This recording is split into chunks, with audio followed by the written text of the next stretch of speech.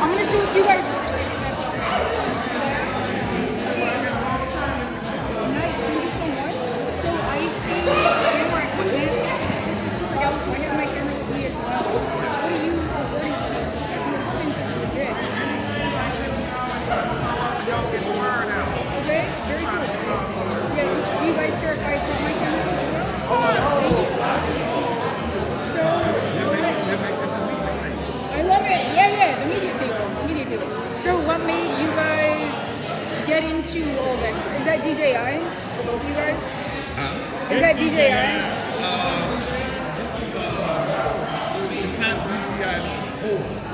Oh, that's very cool. I don't know if I've heard of them, but it looks legit. That lady who be with the right line right there? Right here. I believe This short lady with the glasses. I believe it. We'll know in a second. That is her bro. I'm getting on things. We'll know in a second. She remember. Okay, tell me about it though, guys. What do you guys post on there? Very cool. Very cool. Always doing stuff like this. Very cool. Do you guys have like a mission statement for like the sort of like stories that you want to tell, or like the sort of like stuff that you're covering? Like, what's your guys' mission statement? I see the purpose behind it for sure. Basically just Or like the purpose behind it. there's some people out there like do interviews and stuff like that. So Yeah. Okay. Absolutely, you guys can. Absolutely, you guys can. What's up? You remember us? Yeah. It took me a second. That's funny. I didn't sleep too much. My brain's not turned on. I wasn't ready You to remember interact. we were in front of the police station that Hold night. on, I can't hear you. Say that again? We were in front of the police station that night. Yes, I 100% remember you. It just took me. I wasn't looking at you. I was scanning the room trying to figure out where to sit. You know what I'm saying? It's actually a small world that you guys Yeah. are seeing each other in. Very Isn't small it? world. Very small world. I feel like it's very alive. This is Gabriel. What's up, Gabriel? Can we do names? Yeah, I'm John. I'm so nice to meet you guys. What brings you guys here? Just hanging out? Community. We gotta keep staying tapped in. You know what I'm saying? Haven't been in a while, so I figured it was time to hop out of it. For sure. Kind of same old. My twin sister's performing tonight. So came out mostly to support her, but also just to be involved in definitely having a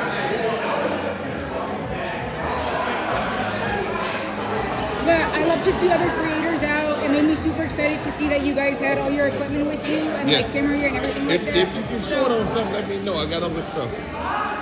Like battery and stuff. Say that one more time. This is a what? So this is a 360 camera. Have you heard of that before? Not from Insta360. It's into 360, yeah.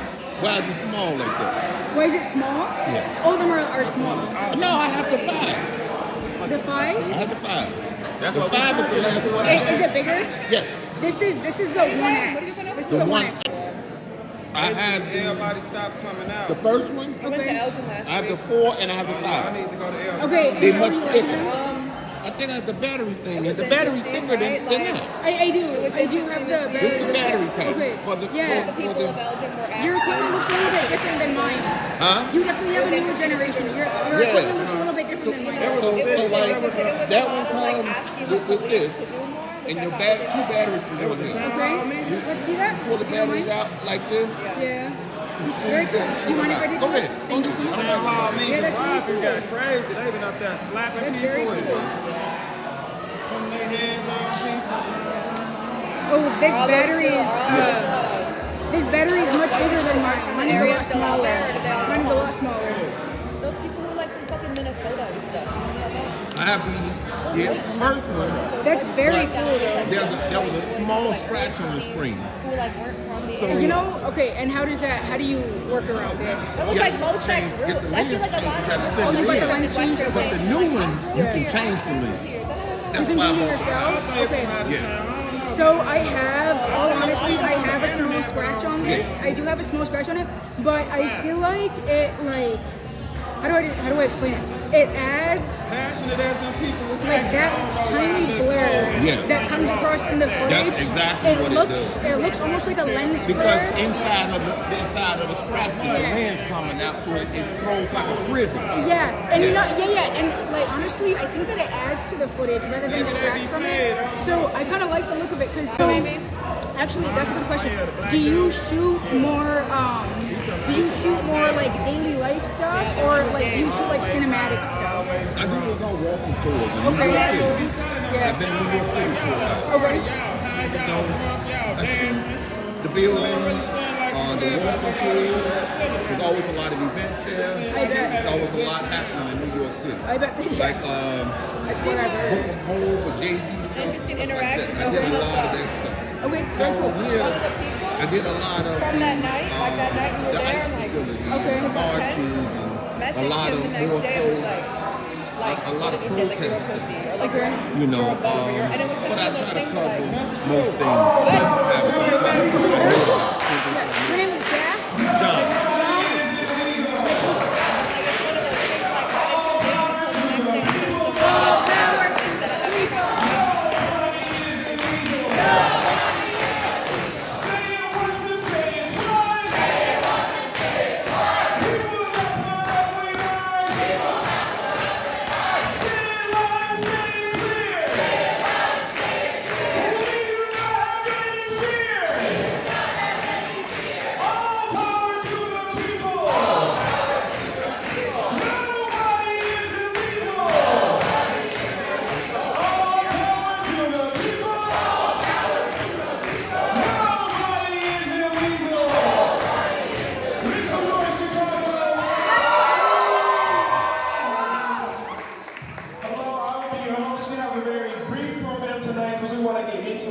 discussion and build connections.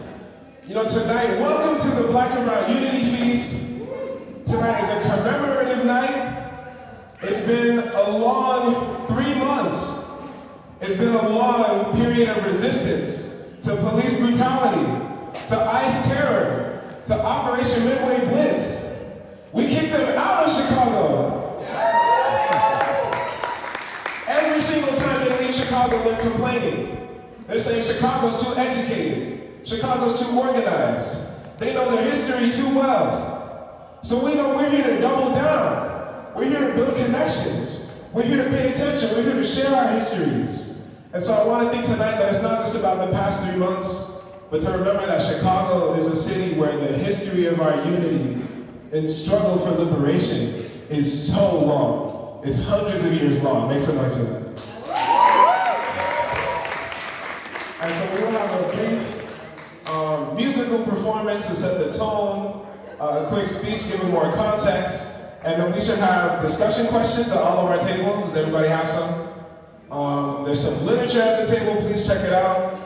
T-shirts commemorating tonight, commemorating this period. And yeah, without further ado, give it up for our comrades performing now.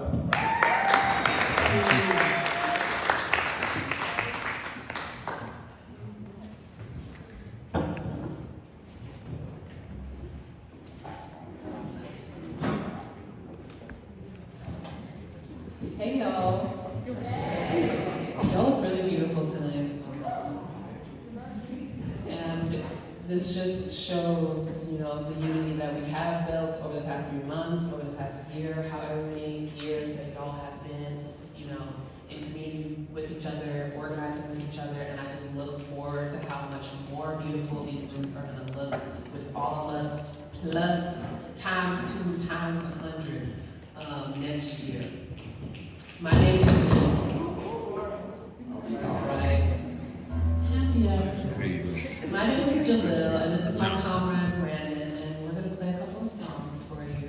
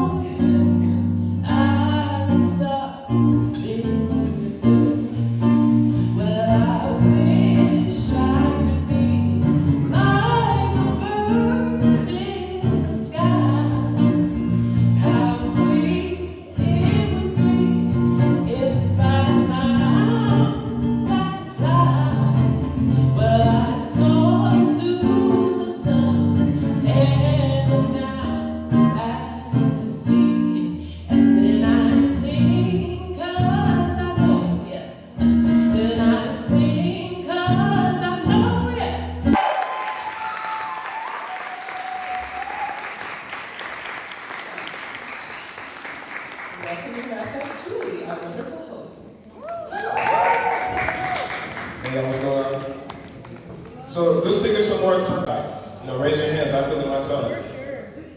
Definitely. And it's more and more that we feel as though the Trump administration is being openly blatant, openly attacking our class. And we are left with nobody else. I mean, it's just so clear that the Democrats are not going to save us, that no progressive billionaires are coming to save us. And you know, we're seeing more over time that the Trump administration is a vocal, decidedly Christian nationalist, racist, white supremacist administration. And they've been relying on, you know, attacking Black, African, Latino, Asian, and Arab working people with criminal economic policies that over the year have been transferring $1.7 trillion in wealth from our communities to the billionaires. They've been attacking our histories in schools. They've been attacking our histories in museums. They've been dropping bombs and signing sanctions on our homelands all over the world. And you know, through building up the militarism of police in our communities, through building up the aggression, the unprofessionalism, the brutality of Customs and Border Patrol, that commemorates the history of our struggle that we've lived, but also that our elders have lived, that our ancestors have lived. We know Chicago was hallowed ground for Black America. It was the original destination of the Great Migration, the birthplace of the Nation of Islam, the home of the Illinois chapter of the Black Panther Party under Fred Hampton and Mark Clark, Presente. Their blood was spilled in a state-sanctioned assassination in an attempt to break our solidarity. Malcolm X said that our unity is as powerful as an atomic bomb. You know, and we know that Chicago is also a city that has become home to not just the source of struggle in Black America, but also the Latino population in the country. Puerto Ricans raised the flag of the Young Lords in Lincoln Park. And we know immigrants from across Central and South America are now also facing a looming storm with sanctions, with bombs, with threats against peace. And so we gather because we know that storm is on the horizon. We know that this Trump administration is only promising a reign of terror, the largest mass deportation program in American history. They're building an apparatus that can target 1 million of our neighbors, our people on the working class, and it's designed to terrorize us. It's designed to keep us in our homes. It's designed to keep us quiet, and it's designed for recognition of the deeper truth. We know that these attacks, they come in the form of a deportation order. They come in the form of an eviction notice, of a police bullet, of a shattered school, of a stolen wage. And they're not separate tragedies. They are the logic of the brutal outcomes of the single system, of capitalism. And the system has always used, for generations, the weapon of divide and conquer.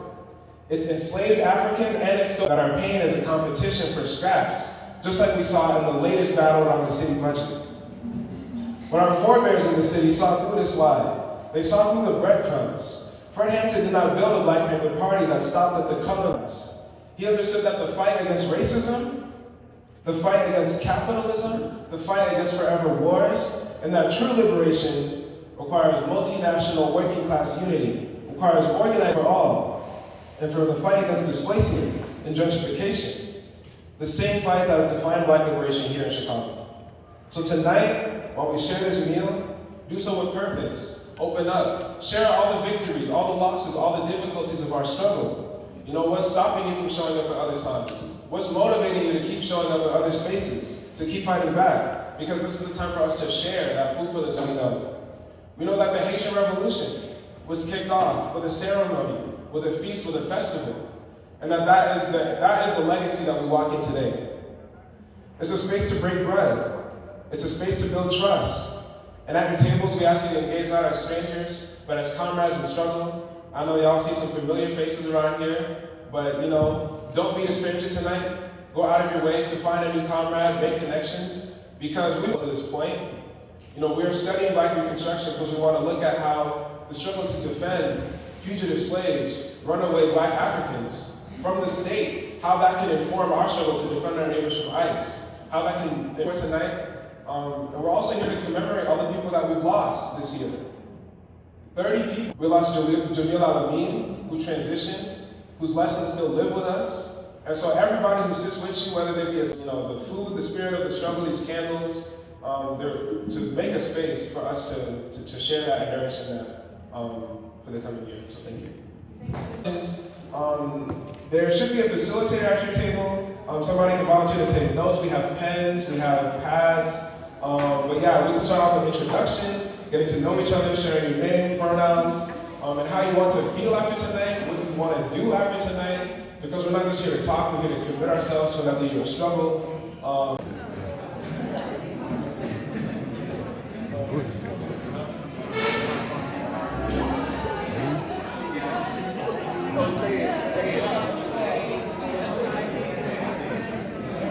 But I'm gonna start here now. Don't worry. Wait, I got you.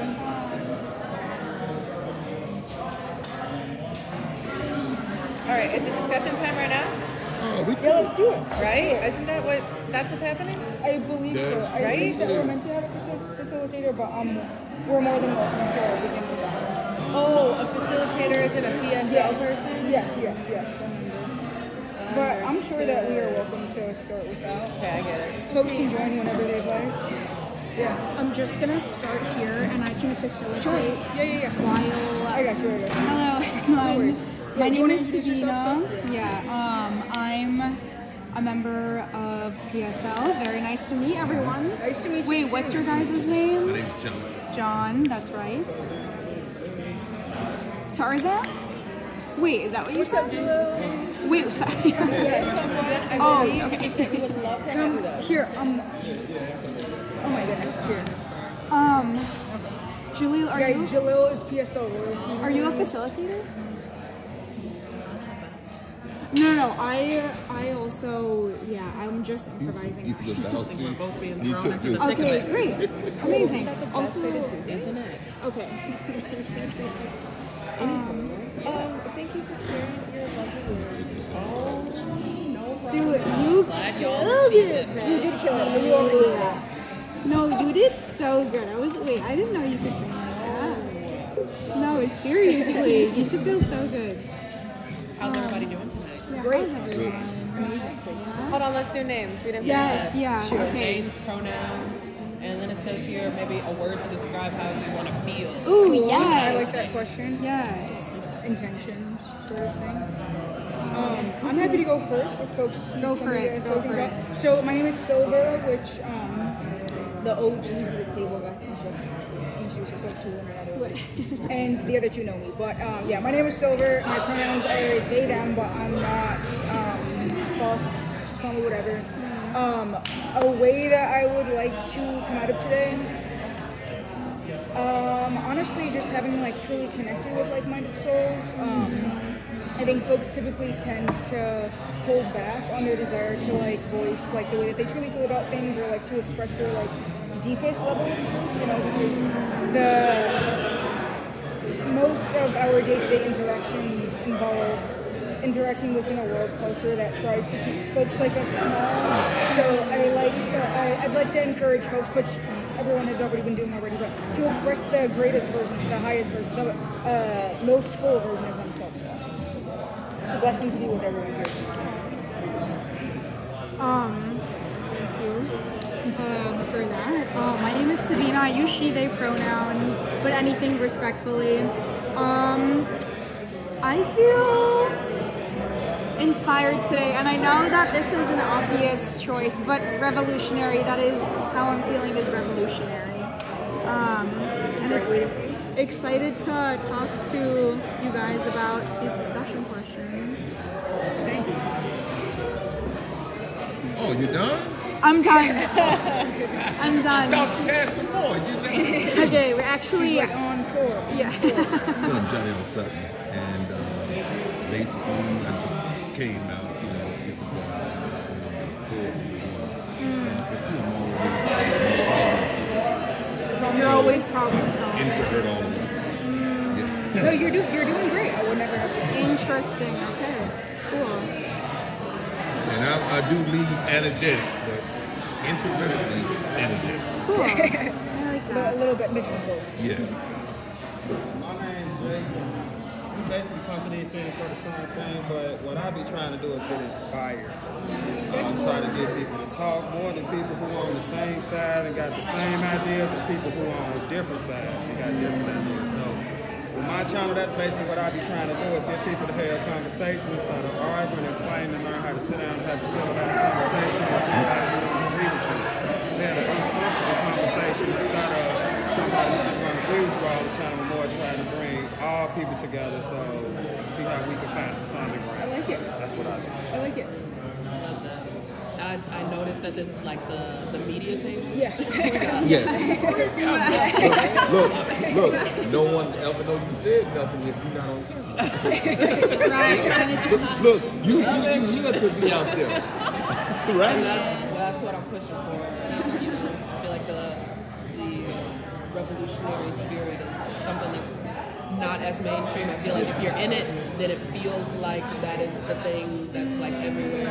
But you know, that's not what everyone sees all the time. They're not seeing the same news as you. They're not reading the same theory or biographies or whatever as you. So I think it's important this work that y'all are doing and being able to capture history as it's happening. My name is Jalil. She, they, anything respectfully. How do I want to feel? I already feel full. I'm already feeling healed a little bit. I came in kind of like lower energy. I've just been up and down health-wise.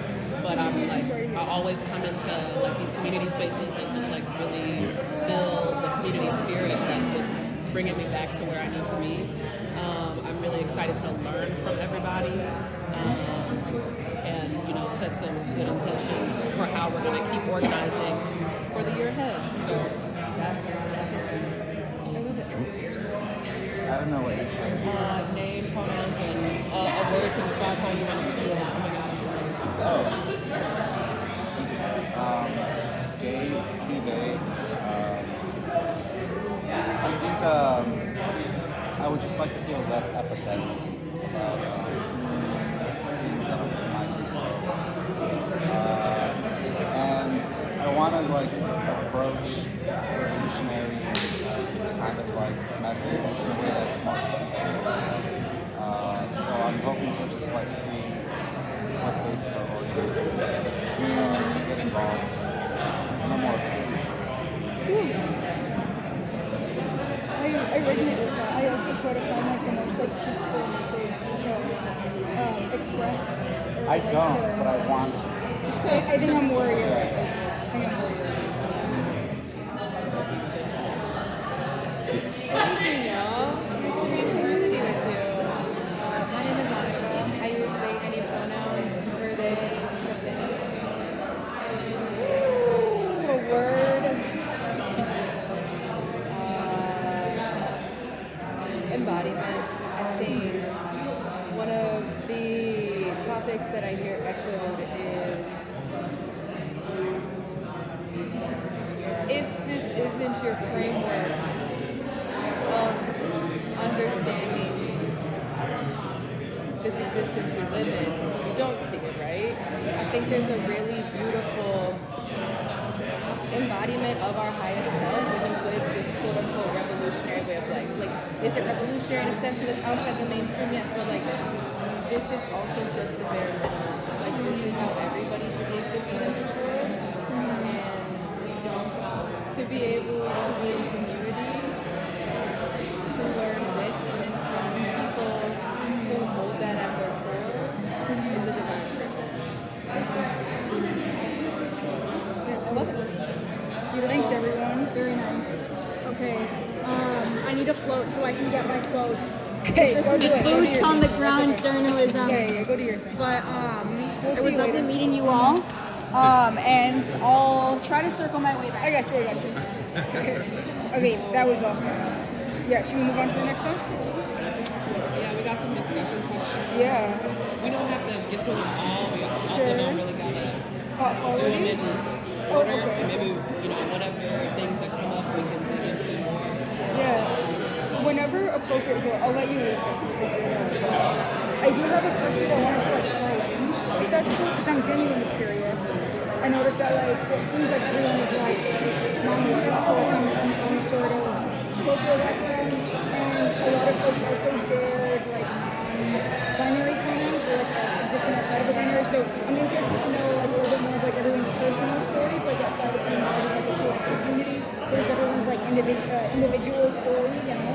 So I'd love to discuss that, but at whatever appropriate time. I know that we're I definitely think that we can weave our stories into. But you can move to the next one. The first question says like, what does Black and Brown unity mean to you? I also want to, as we kind of passed around the word revolutionary, also in the circle, like what does it mean to be revolutionary? Whether that from like the spectrum of non-violence to violence, or you see that as, you know, what's happening behind closed doors, what's more visible, maybe someone who is revolutionary to you, has been revolutionary to you. But yeah, just opening that up, that question of what does it mean to be revolutionary, and what does Black and Brown unity mean to you? For anybody. Maybe that's something that we could see. I started the last one, so I'm not It kind of embodies the sense of like shifting power dynamics. Oh my god, Like yes. everything being like cis, white people, right? Being kind of falling short in a lot of like systematic things because we're not allowed to enter similar spaces or like be accepted in those social classes. So I think it's like, yeah, it's important and it's subversive to the mainstream culture, and I think that's a revolutionary is like popular culture. It's changing how we live. Our shift in power dynamics too. I got so excited because, okay, so I'm a filmmaker. I have a thesis as a filmmaker, and it is, what I'm studying as a filmmaker is, I'm studying the matrix behind what makes life work in our favor. Us as people that value community servitude over self-servitude, right? Because white culture can be looked at as self-servitude, social justice can be looked at as community servitude. One of the biggest, I guess, weapons that we have, or like frames of thinking that I think that we can grow as a collective, or as a community-serving collective, is how to figure out how to shift those power dynamics. Because I do very much think that, like, especially as like Gen Z / millennials reach the age of folks in positions of power, that the power dynamics of the world are already shifting. Like Zoran entering public office is kind of like what I see to be as like the start of like a new era of folks, a new culture of folks in positions of power. So, and I think that's going to continue as like folks like us enter positions of power in our current structure. So, when you said Black and Brown unity to you and shifting the power dynamics of the world, that resonates. I resonate with that super heavily because that's kind of what my entire like the focus of my life's work, the focus of my like life struggle is focused around shifting the power dynamics of the world towards community services rather than self. So thank you. Oh, you threw it to Yeah, me. you look like you're excited right now. Man. Okay. There's no particular order. He inspired me. There you go. Yeah, no. You started so me. I was waiting on her turn. Yeah. We're not going in order. We're just flowing. Yeah, It's whoever's cool. excited. Feel called. What's your name It's again? cool. My name is John. John. Yeah, the nerd. The man. John and Jake, right? John and Jake. Yeah, so, I mean, I deal with unity all the time. I get a lot of people together because I run companies who have to make people be together. Can you speak up the tiniest bit? That's the hard part. I know you're an introvert. I heard you. Yeah. Give me No, just no, a little more. no. The reason why we love hearing your voice, Sean. We love hearing your I voice. really value what you're saying, and I want to be able to catch all of it. So, you know, the thing is, you know, through money, all the people actually come together because we have to share into one thing, and like being in business, they have to work together. But then when they don't want to work together, I have to be the one to bring them together. You know, bring their ideas together, bring their performance together, bring production together. So, you know, when it's dealing with a lot of things like that, as far as unity and, you know, helping people and stuff like that, I've saved people's lives, you know. Whether for you. that's, I told you I'm a problem solver. Okay, so, you know, all my life I've been given, you know. I rarely ask for it. I'm a giver. I rarely ask for it. When I ask for it, I'm asking myself. You know, my competition is myself. I don't compete with nobody because I know there's a greater me anytime I want it to be. So, you know, financially, the financial structure, when you're talking about unity between black and brown, financial structure means a lot.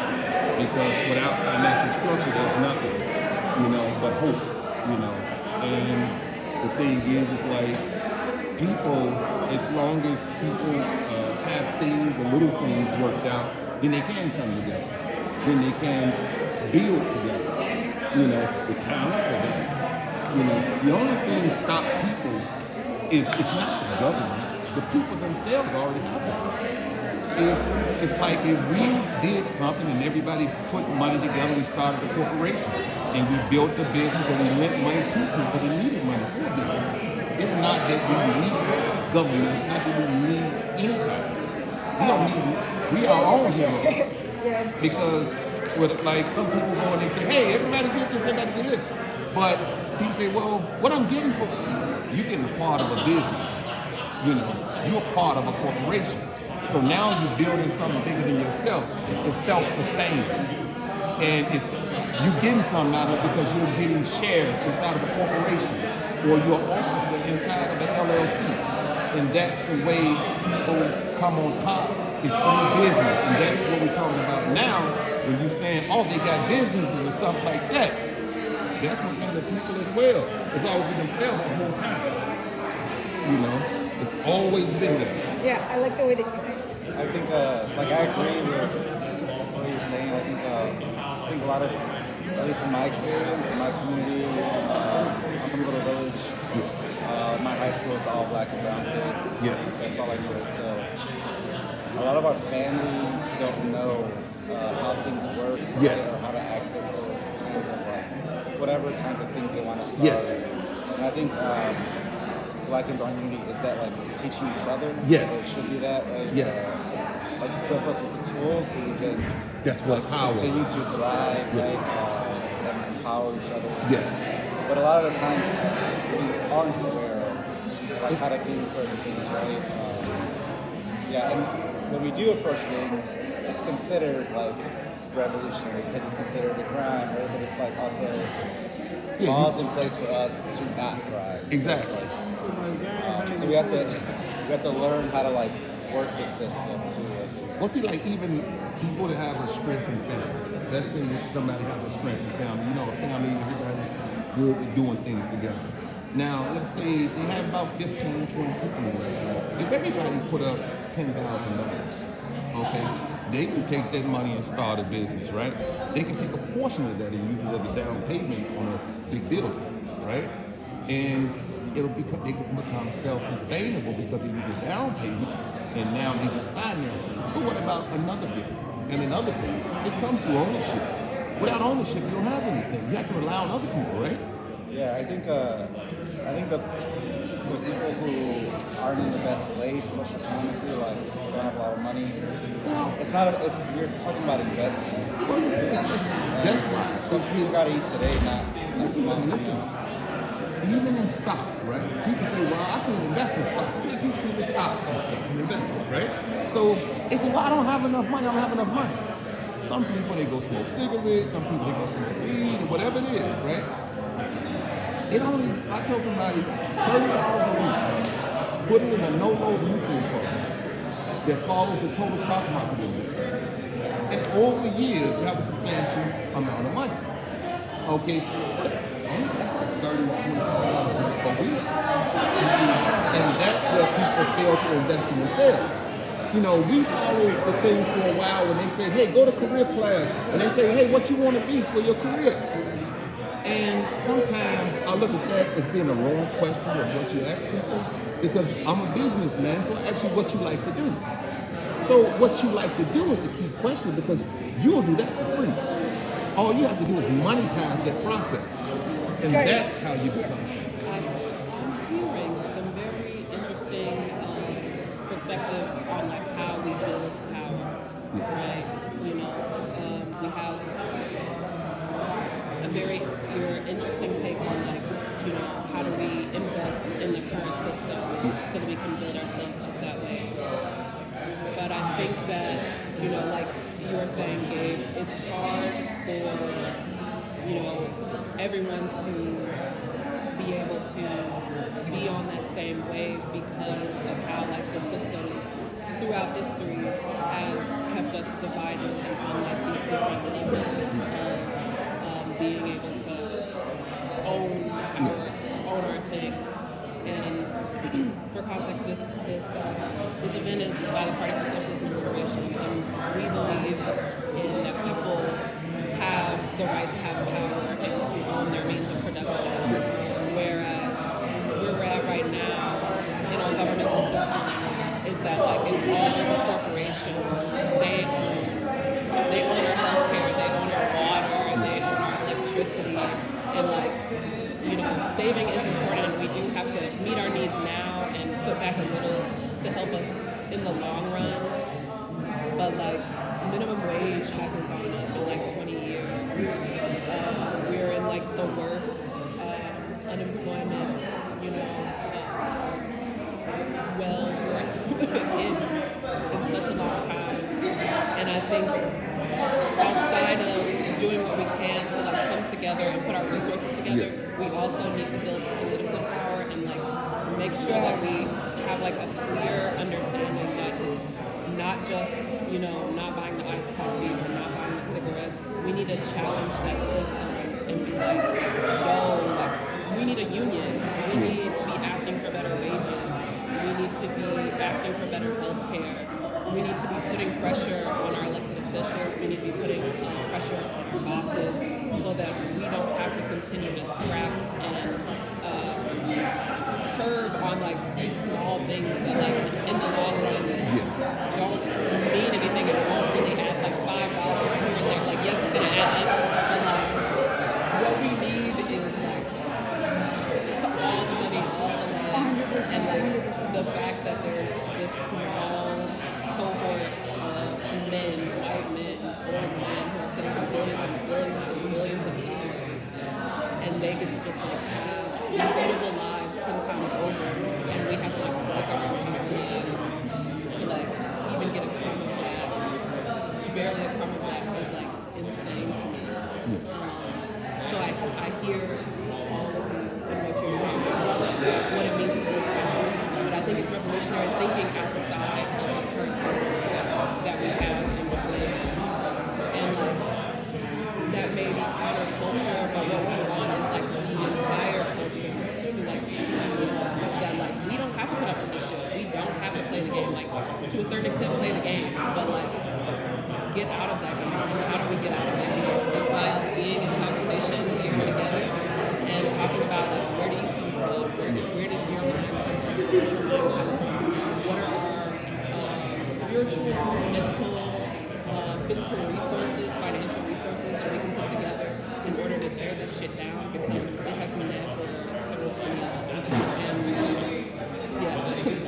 that's all I wanted to say. That was incredible, Julia. Oh my God. But I hear you. I hear you so hard. And I keep going crazy, like trying to save my $50 every paycheck, being like, this is going to get me to my next apartment. And like, it's getting me somewhere, but it's like, No, for sure, but keep that dream alive. Julia needs you to keep that dream alive. Yeah. I'm going to show you an institutional thing, right?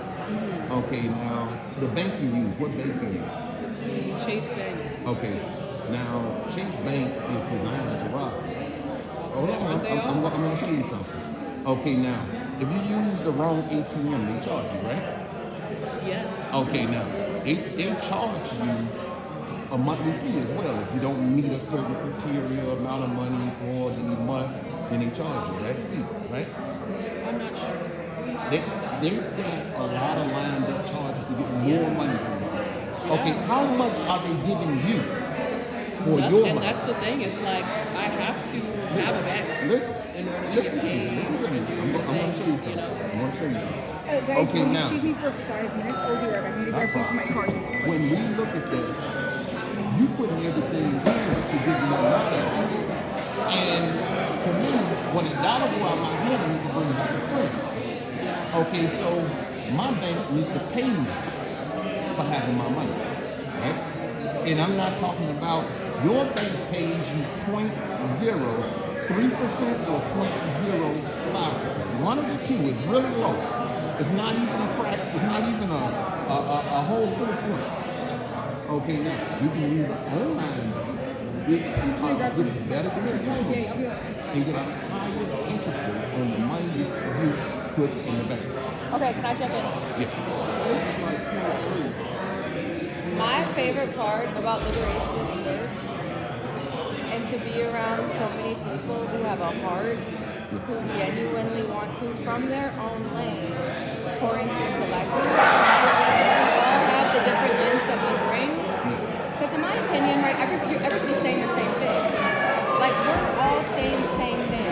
It's fuck the system. It's we can't get access. You're not wrong in what you're saying. Your approach is just your approach, right? It's problem solving. Well, right? And, well, I bring problem solving. Because now she knows, hey, I'm gonna give her more money for here and I want to show her on paper. okay. Yeah. So, one of my favorite things to dialogue through is what is the systemic oppression that exists to keep people in a place of being stuck? And it's much more deeper than we realize, right? It's not, here's the thing though, you just mentioned the bank and how deep it is, right? Yes. What type of food is available in low-income communities? What type of food is available in low-income communities? What type of access to spaces to reset and clear your mind, right? Like the picture I'm trying to paint, right? It's like when you are deeply, intentionally oppressed by these systems that are in power, you aren't in the mindset to stop smoking cigarettes to put $50 away. Well, I've brought people out of it. Well, hold on. Well, agreed. I'm not disagreeing. Hold on. Let me finish. I'm not disagreeing. All right? And so there's also this deep importance, in my opinion, of moving through what community empowerment looks like and how to do that from a place of love and not shame.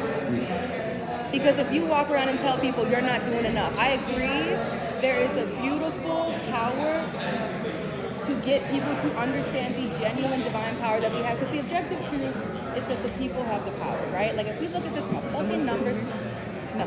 Well, yes. Like if we look at this from objective numbers standpoint, right? If everybody's on the same wave, we can revolutionize in 10 minutes, right? That's not the problem. It's how do we each embody our lane to get people to understand that it's every part of it. Okay, now. Right? How do you get to a place of understanding that chase is evil? It goes that fucking deep. It goes way fucking deeper than that.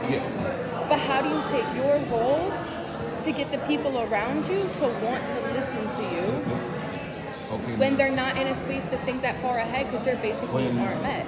When I've been in New York for a while, for probably like 20-some years, right?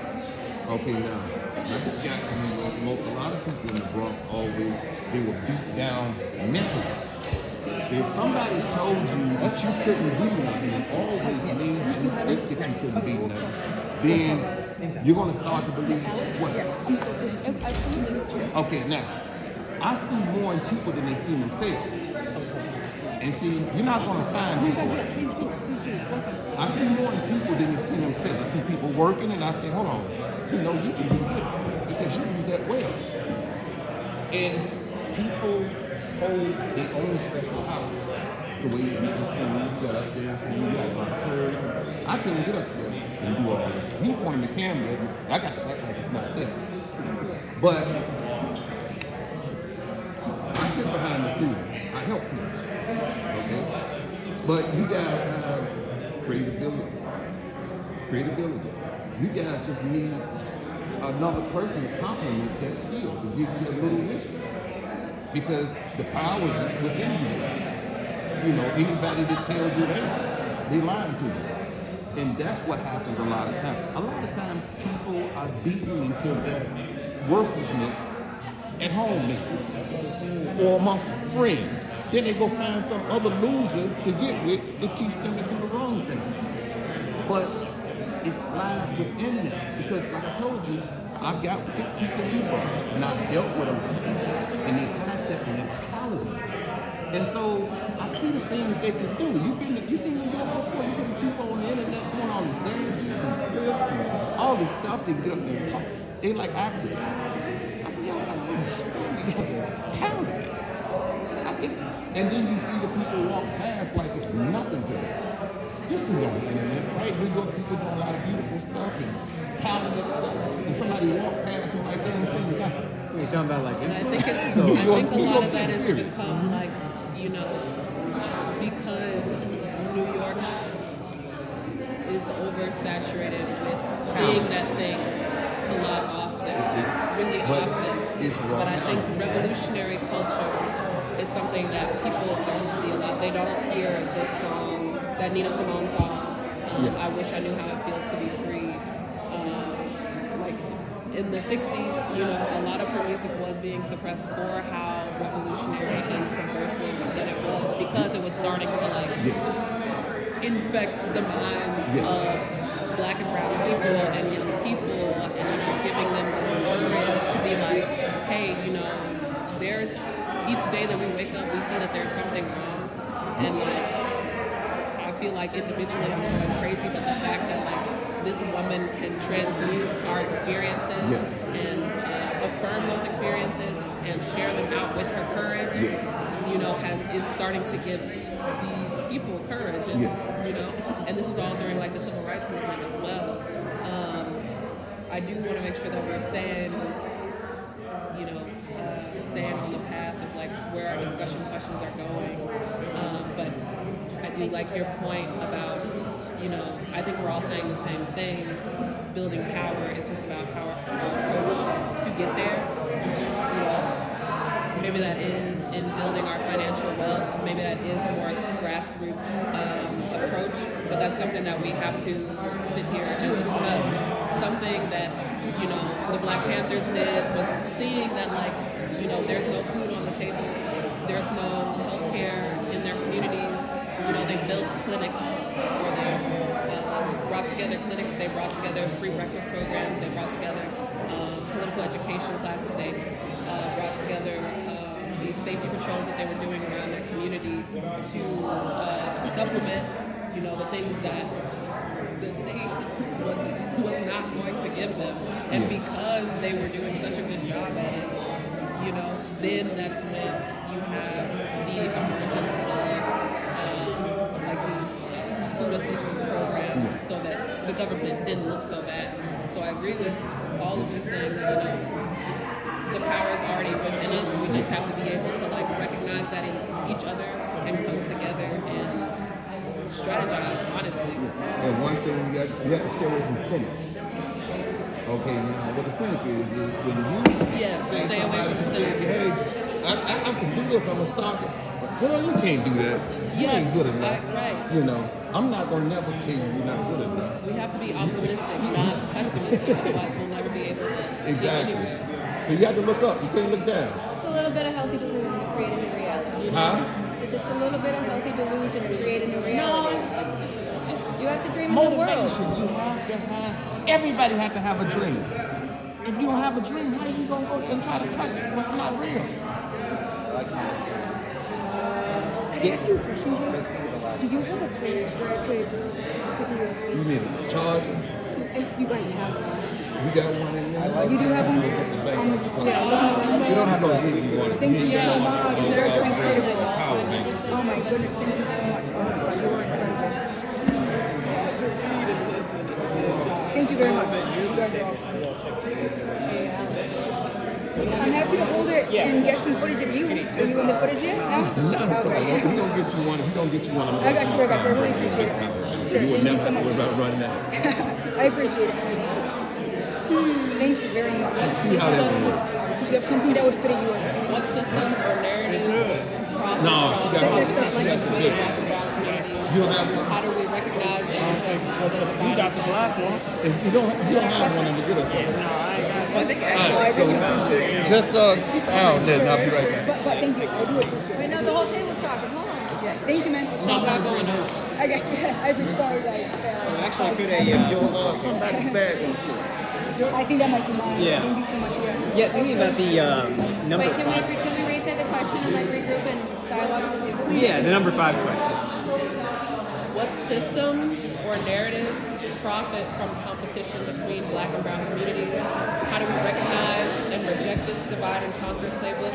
You can take specific Chicago history or broaden it out to make it more national. I think one of the things that comes to me for this one, I think when it talks about profit being kind of one of the key things here, I think one of kind of like the easy outs are kind of like one of like the false like solutions, kind of like doing kind of like revolution or like having like a revolutionary movement or whatnot. It's just saying we need like Black billionaires, or we need like brown like billionaires, or we just need kind of like richer, more like invested like wealth in like these groups, instead of really addressing like where these inequalities coming from and like where these actual like these differences in power actually come from. We're also going to have mainly like larger like capitalists kind of like competing to like extort each other, competing to extort like communities, competing to like exploit each other. It doesn't matter like what kind of like the color of like their skin is, like their profit motive is clear, what they look to exploit is clear. And that's one of the things that if we seek to kind of just make like richer like communities, our communities that just kind of like profit more off of already like exploited communities, I think that in itself contributes to some of these divisions here. So there's this book called The Presumed Alliance, and it talks about Black and Brown communities. It's a really good example of when Obama was president and Bush before him. There was in Congress they were voting on immigration reform. It didn't go through, and every Black politician in power who was able to voted against allowing immigration reform. And it was because the narrative around these kind of like entry-level jobs are going to be taken up, and most jobs like that are entry-level or maybe even like like supermarket or like it tends to go to minorities, right? Because it's accessible, and that's one of the few jobs that are accessible. So it was a way to protect, right, themselves and their communities, ensuring like we won't have to go against somebody who's going to get paid for less than us, because they're going to be taken advantage of also. So I think like that's a system. Capitalism is that system that makes us fight against it. Yeah, it's a really good book too, and it's really sad. What was the name of the book again? The Presumed Alliance. Presumed Alliance? Okay, gotcha. Sitting on the end of the table right before you.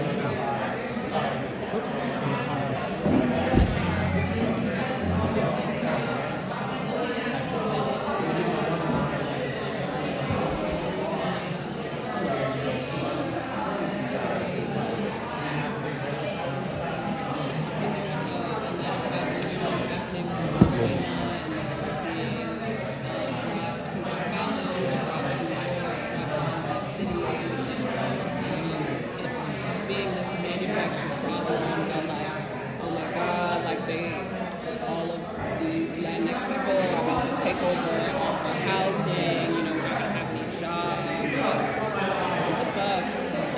Now makes sense looking at where our government is trying to push this anti-immigration narrative of these migrants who are being put in Black communities. And because there already is a housing shortage in Chicago, we have a homelessness problem, while we also have hella vacancies, especially in the downtown area, that could easily be housing for everyone who lives in Chicago. I feel like the media was, the system is the problem. Why do we have hella vacancies within the Chicago community when we could be putting funds into housing infrastructure, when we could be building more affordable housing for people to stay in, when we could be bringing the homeless people who live on the street off the street. And one clear way that I saw that was easily fixed was during the DNC last year, when everyone came, when all the politicians came for the DNC, there was like a week where all of the houseless people were put up into hotels just for that week because they wanted the city to look like it was just pristine and beautiful and there's like no problems in the city of Chicago. And it's like, okay, well that could have been a long-term thing. If we solve the basic issue of people's housing, then that will then allow them to be able to have some stability so that they can have a sustainable job and to be able to take care of themselves around the nation. It's actually much less likely that folks who have migrated to the U.S. commit crimes because of like the restrictions that are put on them, that if they get caught up in some sort of like criminal activity, that they're much more likely to sentence consequence because of their status as, a quote unquote alien. And they pay just as much taxes. I think it's upwards of like 99 million, maybe more, 999 million in taxes. So it's like to say that they're lazy, to say that they're dangerous, to say that they're the problem, are these false narratives that are brought into our communities so that we can continue to be divided.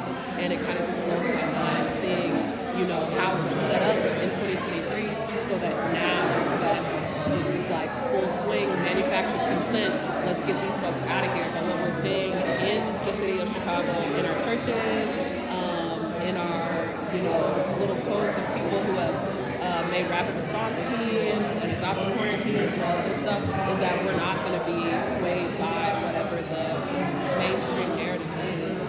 We know what our people are like. We see them on the street every day. We see traffickers that you're looking for are in the White House, right? They're not on our streets.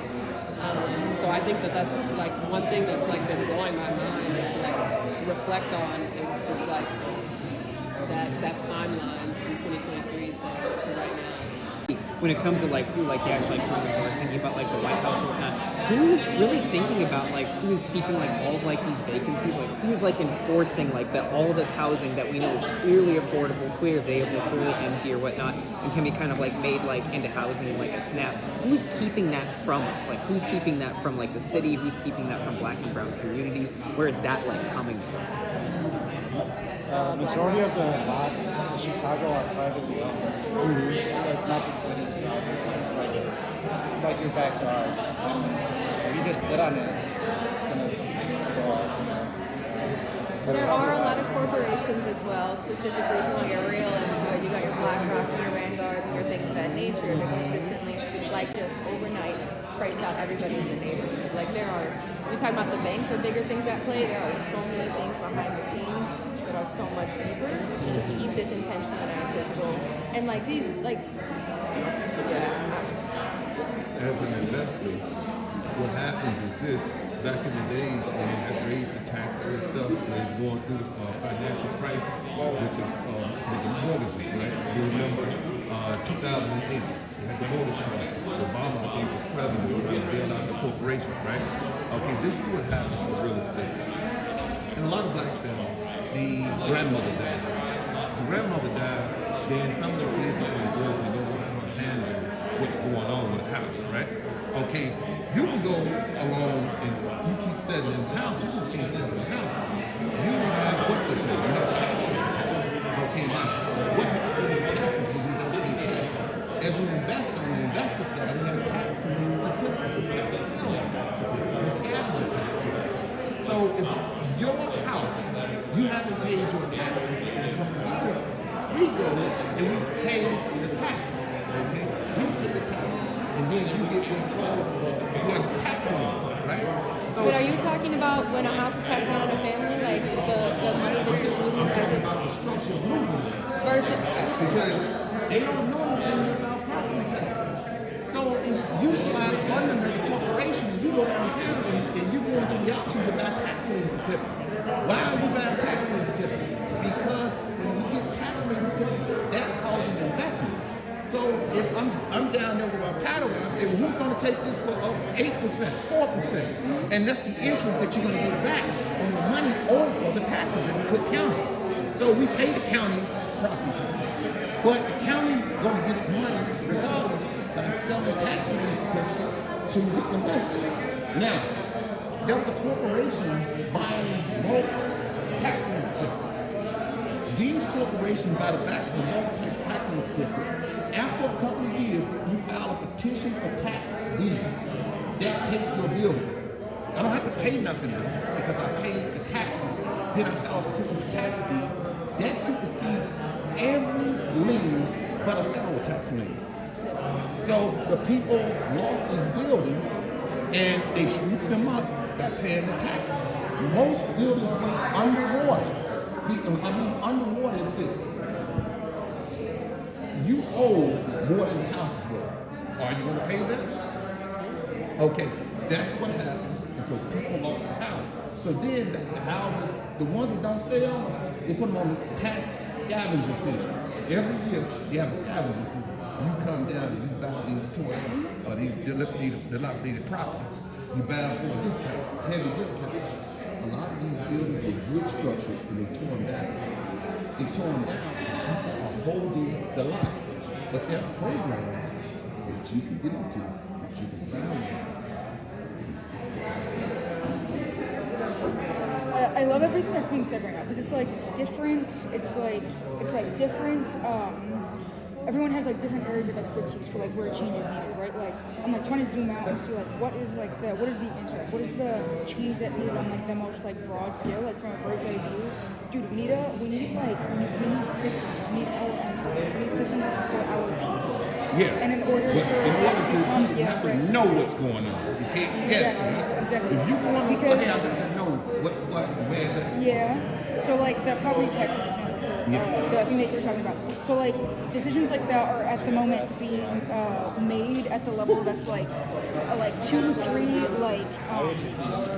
like entire floors of levels detached from the people that it's actually affecting, right? Like those sorts of decisions need to be made from the people that are on the ground experiencing it. We'll see in black families, grandmother house, grandmother's house is the latest. So when the grandmother leaves the house, it's all connected. And the people go with poverty, right? They all scattered around these neighborhoods with no place to go. It's all the same. How do you mean? It's all the same. For what?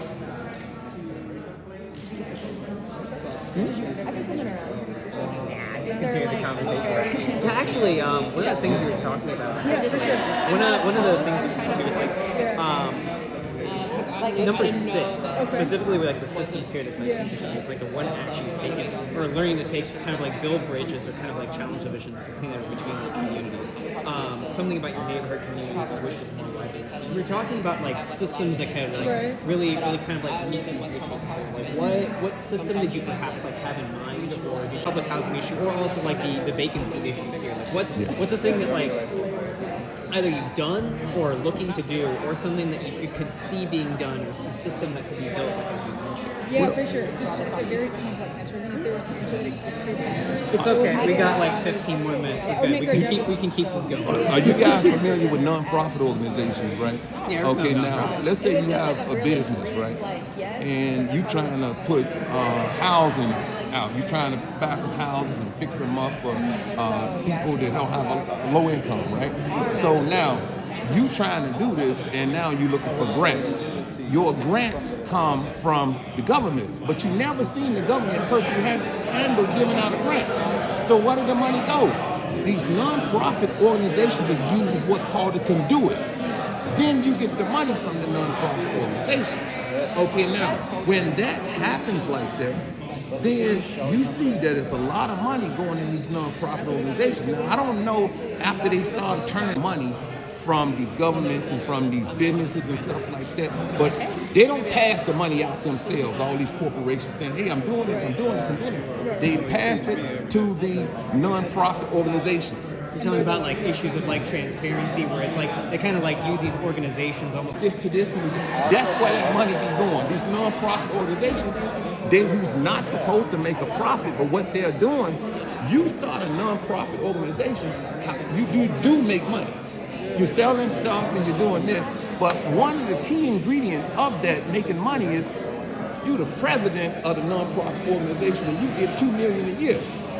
Things like that. That's where the money goes. Same thing with our politicians. So the question that I have for you then is like, Guys, where is your balance of within the system, without the system, right? Because technically, right, so it's one of those things, a whole game Yes. that can be played. Sheltering.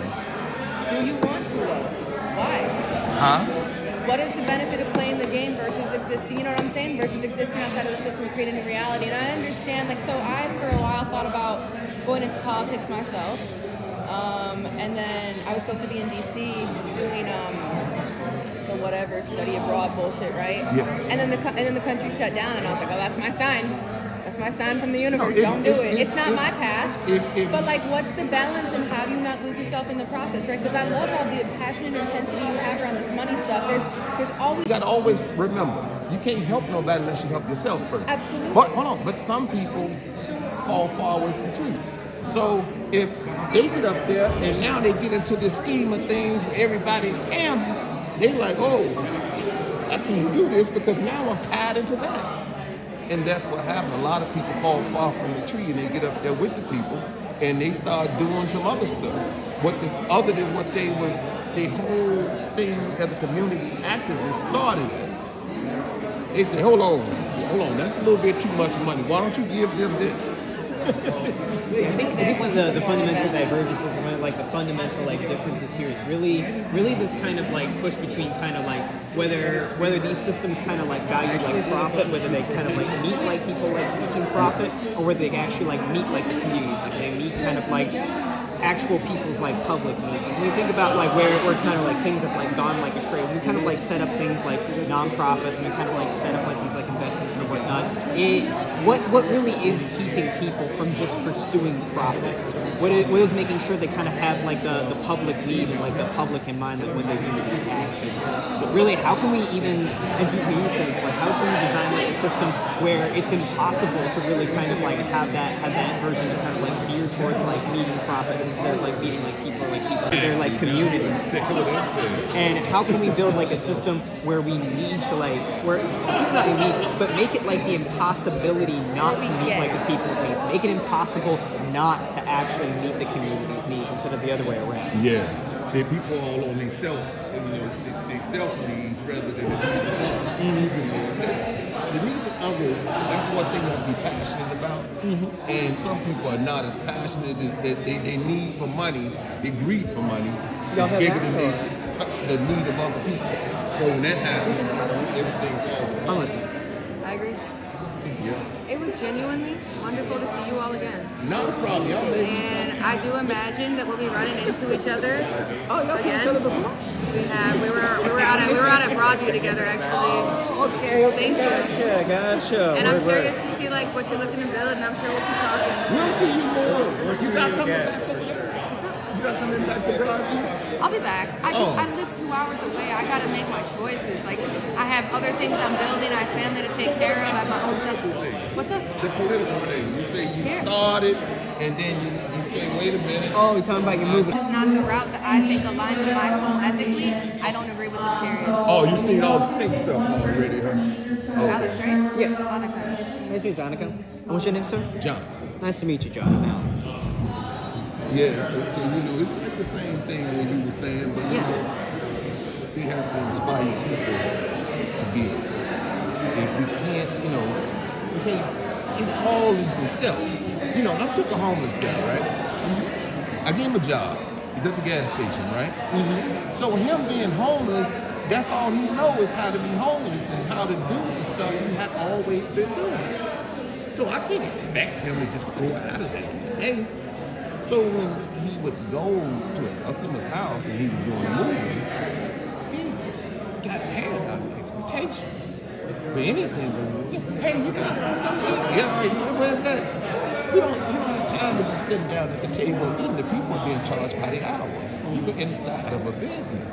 And there's certain things that the teacher over and over and over again, because he's sunk so far into the mentality that I'm homeless and I have to be out here and I have to do what I have to do to survive.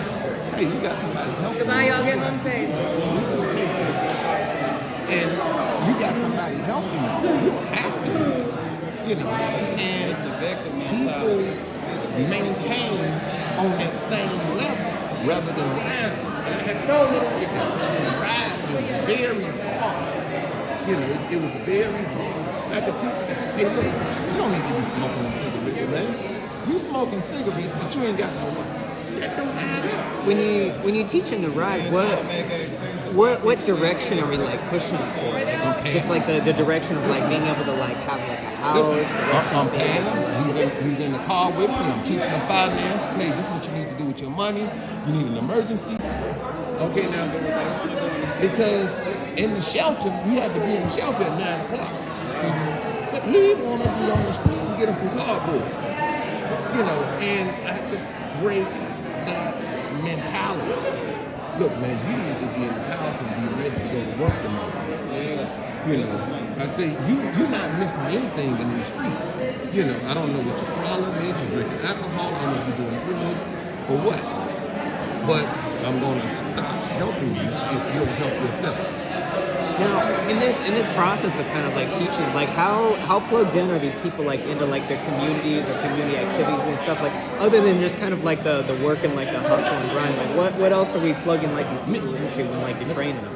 Many of them are inside the community because they got started at the lowest guy. I started at the lowest guy because I see them all day long. I'm in New York City. You know, people sleeping on the same floor. I'm driving past and I see somebody building their cardboard house up for the night. I'm pulling over. Hey, you okay, man?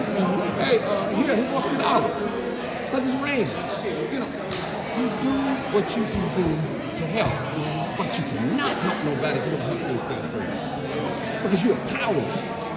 What does it mean specifically to help yourself? You got to have something. You can't. Let's say you can't pay your bills at home. You're gonna give me $1,000. Help me pay my bills. You're gonna be on the sidewalk if you don't help yourself. I couldn't even accept your money, but I know you're gonna be homeless because you can't help me because you're stronger than me. So if you're stronger than me, you're in the best position to help me. Not now, but maybe later. You're talking about like, are you talking about like the inability or being like unable to like sacrifice, or if they at a point where they ready to steal from themselves, they don't want to put smoke in and all this extra stuff. That's a lot of problems to hold on to.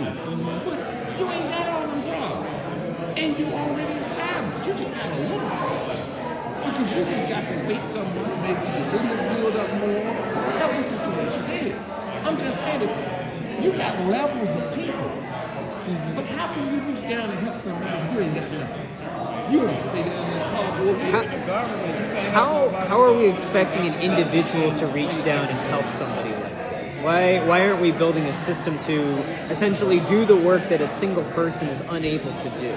Because a lot of people don't want to go to non-profit organizations. That's what non-profit organizations are for. How about something that's not a non-profit organization? How about something that's much more like upfront, much more public?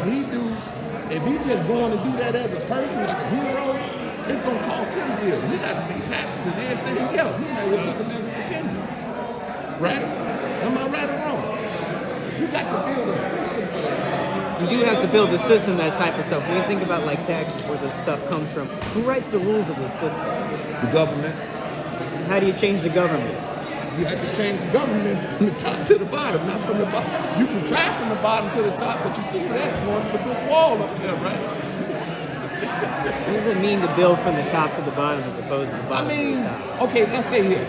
Let's talk about gasoline in Chicago, right? Mm-hmm. New York gasoline is cheaper, right? Mm-hmm. Okay, now, why do you think gasoline in Chicago is more? Why?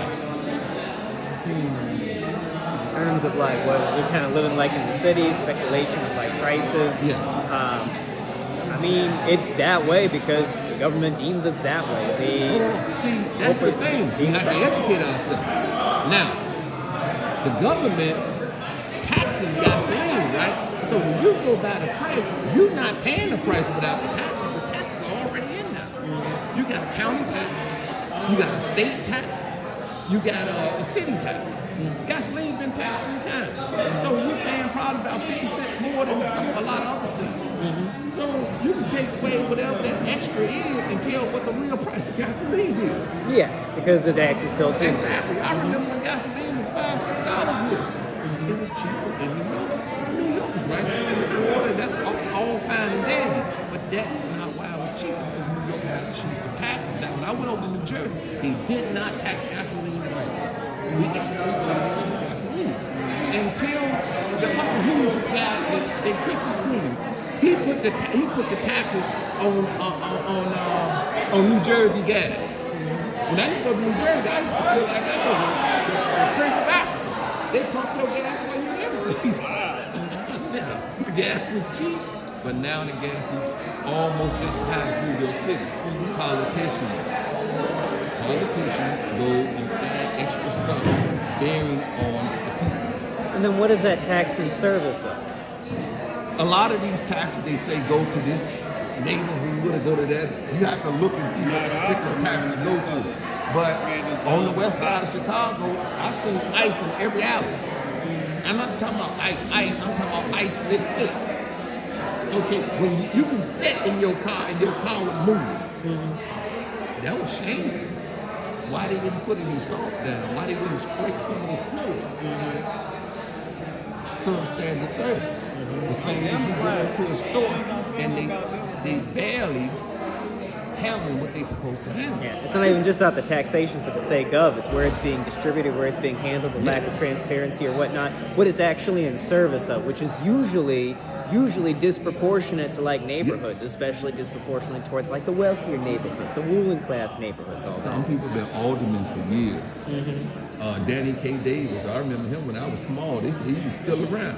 A lot of these aldermen has been around for years, and the functions, they not doing functions. They not doing functions. I don't know where the money's going. Where the money's going? You got aldermen office on every corner. Where is the money going? I remember when I was small, we used to go and say, yeah, Danny K. Davis. And listen, my grandmother used to hype these people up. But all throughout all these years, people been lining their pockets and worry about what they get. Think about it. As costs get high, they trying to steal more money. They still don't get the Randy Johnson and then he'll complete idiot. If that guy, now when you think of crime, you have to say, stopping crime can help save your life, right? If it's an urgency, you hear about people dying every other night. What is life cheap now? I come from an era where life was valued.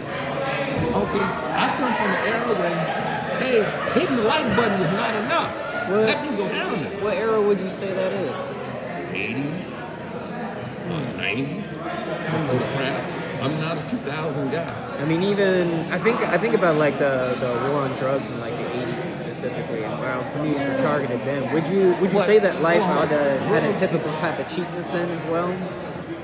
I don't think they had a cheapness. I think they had some drug problems, but it wasn't a cheap thing about life. Life had some value there. People were crying, people were running, getting to the funerals. You don't see people going to a funeral. Well, I missed the funeral, it's okay. Oh, hey, look, I put his name up there and I say, rest in peace.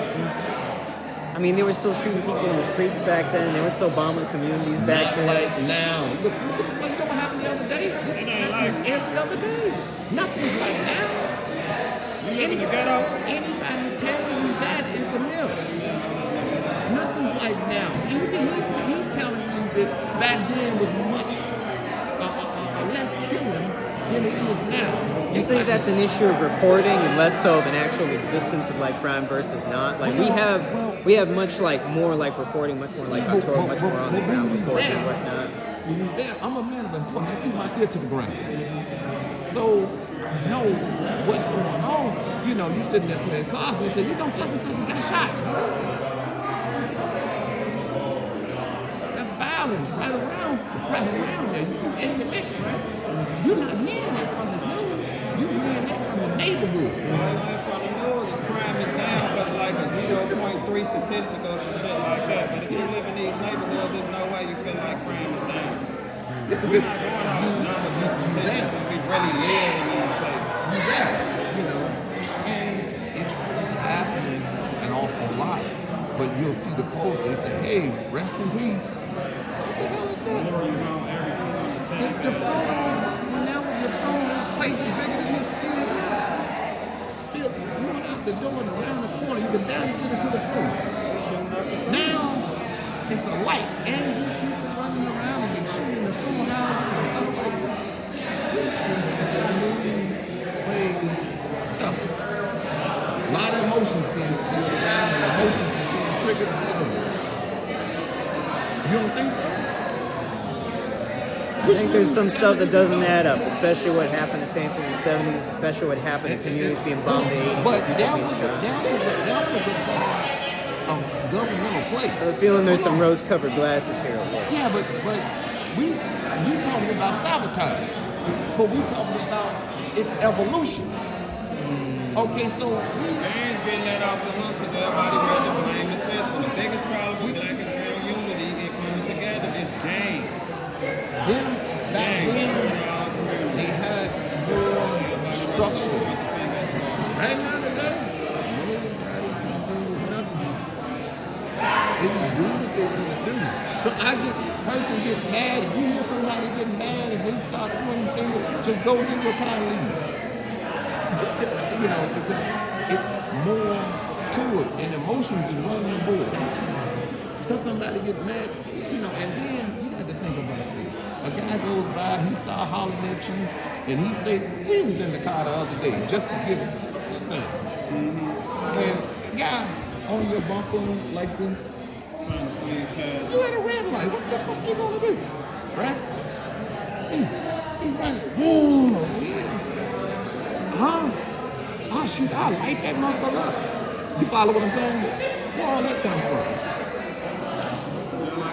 Emotions and want to be in control. I think the data and reality speaks stronger than the narrative here. I think the system-backed sabotage speaks a little louder than this narrative here. Well, I mean, I'm getting my take on it, and you know, You live in the ghetto? Around here? Ghetto? What part? I'm close to towns of Bronzeville area. Brownsville. Where at? Where's Brownsville? South side. 35th? Around there. Where the projects used to be at. Do you remember those projects? Gentrified over there. I haven't been Okay, there. Robert Taylor's and all You those living over there when the projects. project was up? No. I was living when all that stuff was up. Yeah. And crime was much lower. I've been in those buildings. I didn't live in them. I've been in those buildings. They were searching me, and they weren't even police to go up the building. So they had shit control. It was controlled. But all this murder and stuff, it wasn't like that happened. All that extra shooting and shooting the kids and all that stuff, they were not doing all that stuff. I stayed in the Robert Taylor project on 44th and Center. I speak on the aspect of I value life more than a lot of people. All power to the people. All power to the people! Nobody is illegal. All power to the people! Nobody is illegal! Okay. I know y'all been working very hard on forming bonds, on making plans, on reflecting. You know what any other. And so we're going to take some time just to share out individually to discuss today what we're committed to do after today. You can hear me, Kyle. This is probably the best way to figure out some stuff here. That'll be great. Thank you very much. And so I think one of the most common issues, I can go first, is that focal point for our strategy for how we struggle against ICE. I think there was a lot of discussion about wishing people knew the intricacies of where different aspects of our culture comes from. Salsa being protest music, cumbia coming from Black folks in Latin America, and these phenomena being places where we can have a starting point. Where our struggle doesn't have to be sterile, it doesn't have to be medical or untapped from our real experiences. So that was like a big part of our discussion.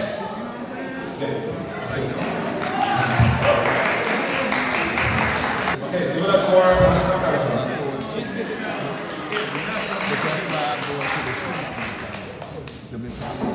Hello, my name is Jeanette.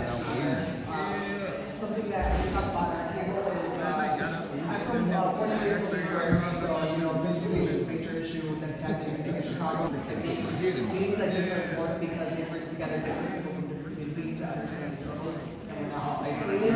With ICE being really hitting hard in the northwest side of Chicago the past few months, I think it's important for us to have conversations and know how to organize better and have these conversations, because I think different communities are doing different from what we know.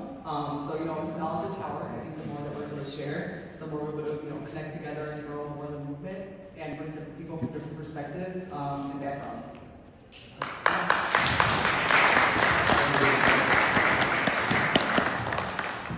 Does anybody else want to share? I can share more from our group, but want to make space. Over here? Y'all come up here, come on.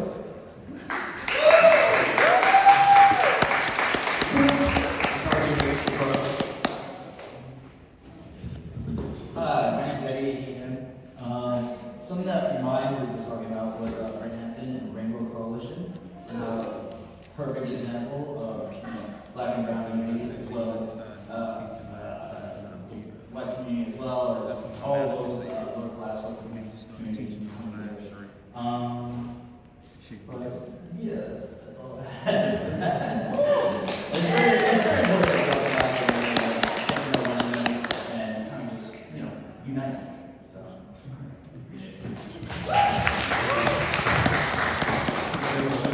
Okay, cool. Give it up for everyone. We also talked about Hampton, crazy. But some of the issues we talked about was misinformation and miseducation, the news or lack thereof of credibility, AI, being susceptible to AI videos. A lot of us can't even tell when it is AI anymore. The miseducation of youth, but also everyone historically in this country, and how segregated Chicago is. And that's a huge barrier here. Like I said, we talked about looking up to Fred Hampton, we talked about MLK, we talked about the Palestinian struggle, and then some of the things, what we can do moving forward to fight misinformation, miseducation, not believing the lies of war, why our country goes to war, why the government is trying to start a war with Venezuela. It's about oil, Nigeria, oil, and not falling for those things. We can get more organized. We can learn from those fighting against ICE, whether it's in Chicago or other cities across the country. Learn from the Rainbow Coalition, fighting through the lies to see our collective power and what happens when we do all come together. And then we talked about the impact of boycotts and our buying power and the economic impact we can have, especially as we fight back against the billionaires. Thank you.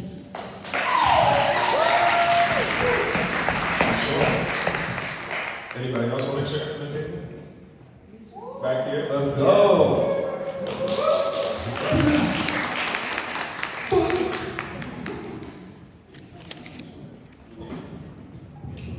Alright, hi, my name is Deja. I go by she, they pronouns. I want to shout out my table and also shout out Hussein, who is making me come up here because I was taking notes. So we talked about many things that Em just shared, but I think some big points that we wanted to take away is understanding that our unity is in our strength and our power, and that the ruling class tries really hard to divide and conquer, and regardless of what it means to be black and brown as an immigrant or as an American here, that ultimately it does not matter, because the ruling class is racist as hell. So it doesn't matter if we're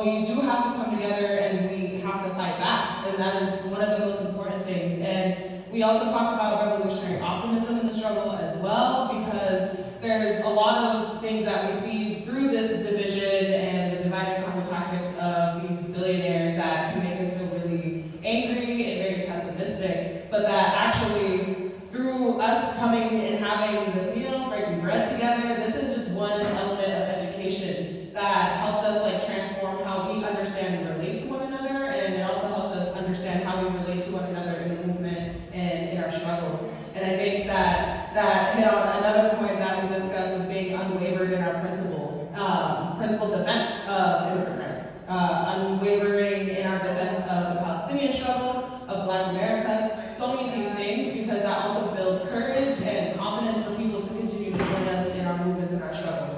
There's so many other things we talked about, but I feel like I want to like emphasize that point. And yeah, so shout out our tables. One more person wants to share?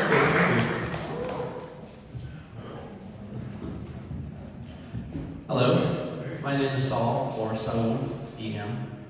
So our table also talks about Frank Hampton, great man. And the biggest thing that we talked about is building bridges, understanding how we are the same victims of the problems of education, media, lack of historical context, or just how we're all basically sharing the same struggle, and how we can build understanding through our similarities and our differences. Because again, we all have the same issue. It's the people in charge. And they are all trying to keep us in the same place below them. And if we're able to get past the fact that we are all part of the city, if we can get past the fact that and together we can be powerful enough to build power to take power back. That is the key. I think something to reflect on too is that anything that we have found to stay in power, to keep people living in the dirt, to keep transferring wealth, and I have some appreciations I want to share too. Somebody shared, how they genuinely asking, they said, how do I dismantle my defensive mindset when I come into movement spaces? How can I dismantle my defensiveness when I'm entering community spaces that I'm new to? And I think that, the concept of building trust is key for any kind of political education. For elevating our struggle, we have to build trust. We have to be on the same page and bring that together. I think that's part of what's so important about tonight. Somebody said that they're still discovering unity with themselves, that they're still discovering unity in their own communities. That actually there were folks who were at our table who were from similar hometowns who didn't know each other. I think there was a goal of wanting to cross bridges, but I think some folks built unity within their own communities tonight, and I think that is also a key factor. To build Black and Brown unity, you need Black unity and you need Brown unity. We have to be in our communities in order to represent them. We have to know our history in order to teach it. And so I think this is a time to adopt this attitude of each one teach one. That really we can shoulder our histories, we can shoulder our culture, and we can share it with people as a source of our power, not really as something to fear or something that keeps us apart. And I think that's something that the ruling class tries to hide from us day in and day out. Because these are real experiences, these are real people's histories. These are our elders, these are our ancestors. They're not just, just political ideas and debates out there. Fred Hampton, and there is a comrade who also has been working really hard on writing a poem together from the things folks have been sharing tonight, and the organizing ahead of time, the organizing that's happened in this church. So to close us out, please give it up for our comrade Sabina.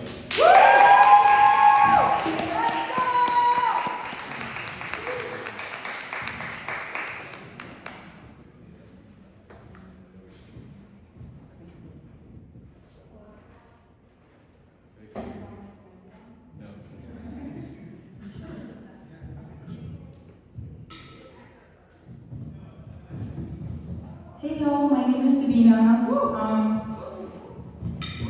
Thank you everyone for being here tonight. I I took my jacket off even though I'm really cold because I have to do it for the fit, and I just wanted to let you know I'm being really brave about it.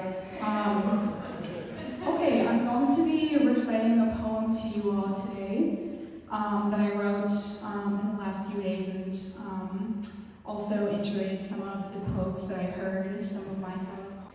In this room, I see black and brown. Together, we reject those that wear the crown. They trick us into believing it is a battle of left and right, but the struggle of top versus bottom is the actual fight. How absurd of us to demand fundamental human rights. Our struggles do not divide us, but unite. Our politics are rooted in our values, my comrades scream, but somehow our demands for a just world are too extreme. Frightening it can be to question the status quo. This oppressive structure was fundamentalized long ago, and for what? Some cash flow? For Bill Gates, Elon Musk, Jeff Bezos? On you, the truth I attempt to bestow. With the blood of our ancestors, their hands are stained. Our land, our culture, our people inflamed in this moment. I am drained. Is this prison a punishment? Or is it about politics, power, and profit so the rich can get richer and we remain treated like shit? How many times must this cycle repeat? Fundamental empathy has become obsolete, but overcome we shall. We must defeat. Our mission is far from complete. You feel tired too, don't you? But in this fight, you are not alone. With our collective power, this system will be overthrown. Here lies the cancer of this world. We'll read the tombstone. The wealthy ruling class is responsible for it all. Poverty, pillage, private property, pollution. For long enough, we have lived in destitution. The political power of the collective cadre fighting against this evil institution is conducive to revolution. I have a political home, I hear you say. I can feel our collective power in my vertebrae. Soon the billionaires will have their reckoning day. Our resources, our labor, our minds exploited. Don't you see this could all have been avoided? Enough we have suffered at the hands of the wealthy for accumulation of their capital. Our people, our world has become unhealthy. For far too long has there existed a power gap. For centuries we've been caught in this mousetrap. For how much longer will we accept being treated like crap? Imminent is the global dissemination of the left wing, and down will go the kings. Do you see it now? Our struggle is one. Only together can this nefarious system be overcome. A unified revolutionary class we must become.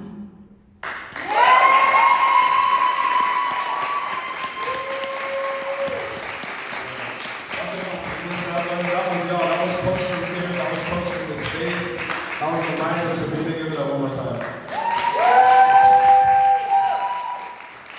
So without further ado, we're closing tonight, but we want to make this an annual thing. This is the first annual Black and Brown Unity Feast. We'll be organizing out of here some more in January. We're back at it January 9th with the study of Black Reconstruction. So everybody get home safe. Make your home well. Grab some more food. We want all this food to go, so please grab you a plate. Make sure you got contact information from your peoples, all of them. Yeah. Oh, yes. Clap it up one more time. And so we are building community defense networks around the city. Everybody can do something, but everybody can't do everything. So we're trying to tap into each other. There are some different organizations tonight, different response networks.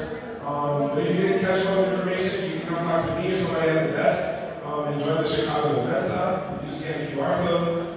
It should be on the Know Your Rights flyers as well, if you got one of those. But yeah, we're going to continue organizing it out of this space, out of so many spaces in the city of Chicago. And without further ado, all power to the people! All power to the people! Nobody is illegal! All power to the people!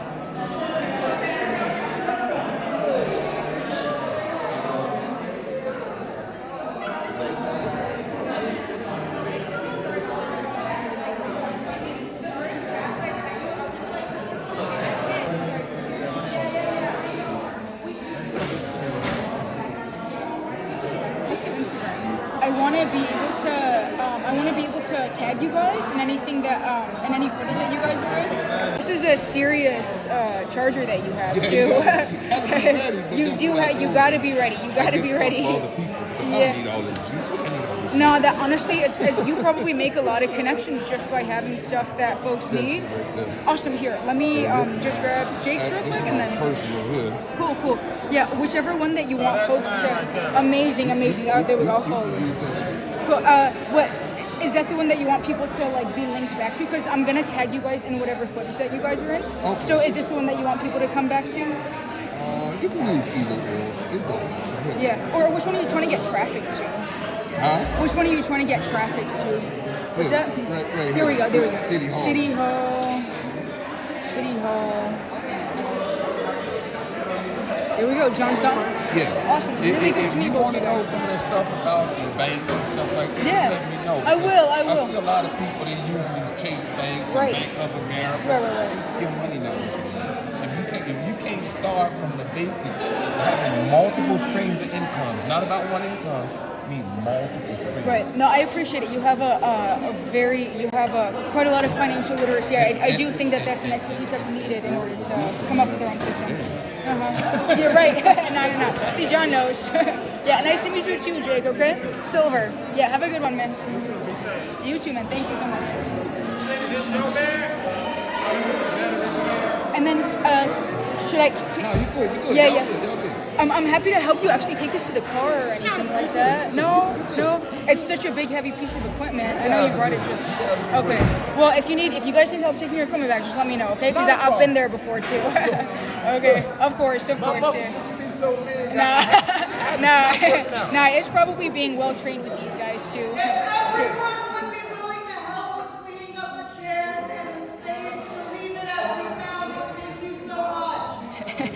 Cool. Okay. I'm gonna stay back and give them a hand. Cool. Okay, John and Jake, really good to meet both of you guys, okay? Take care. All the best to you guys.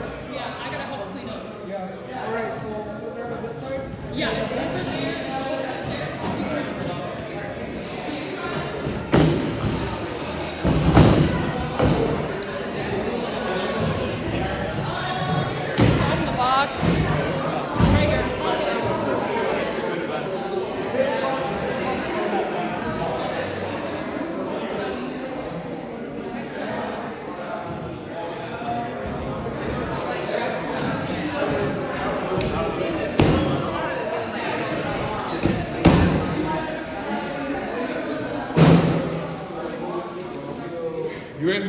Yeah. Not a problem, anytime. The battery down on yours? Clean up a bit, but yeah. I think it's like Netflix.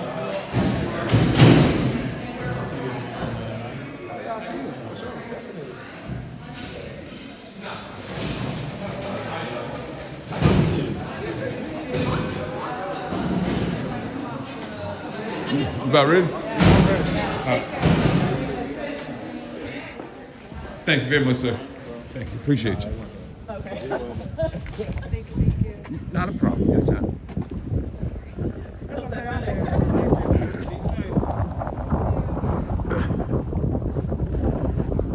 It was cool.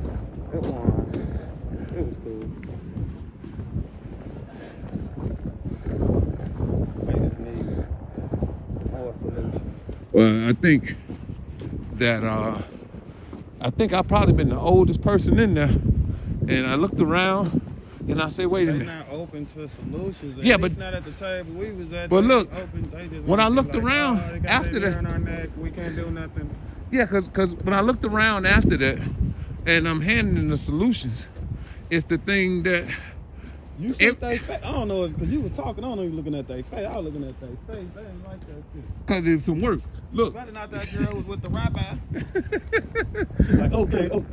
here come with another excuse. I got another plan. Yeah. They just got this motherfucker needs to shut up. I'm like, damn, that shit was. I'm like, what the fuck? I Because don't know. it's like